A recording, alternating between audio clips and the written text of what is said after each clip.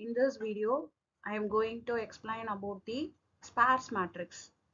A sparse matrix is a matrix where the majority of its elements are equal to 0. Here the problem is storing a sparse matrix like a regular array. It leads to a wastage of memory because you are using a space to store many zeros, which are often not useful in computation. Then what is the solution? Instead of storing all the zeros, we only need to store the non-zero elements.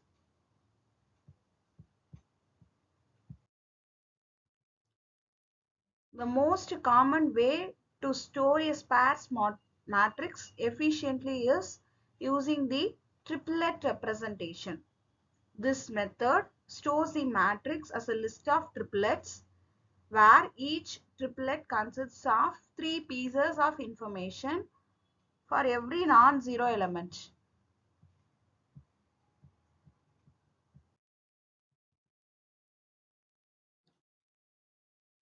Row stores the row index where the non-zero element is located, and then column, it stores the column index where the non-zero element is located, and then value, it stores the actual value of the non-zero element.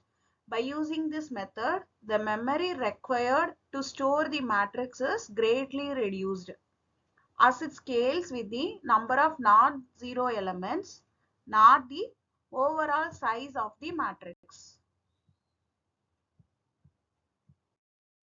In this example, let's look at the non-zero element 9. The row index, the element is in the 4th row, which is in the index 3, assuming 0 based indexing 0, 1, 2, 3. And then column index, the element 9 is in the first column, which is index 0. The value of the element is 9. Therefore, the triplet representation for the number 9 is, so row 3, column 0, and then value 9. This triplet representation is what the computer stores the, instead of storing all the 0 in that row.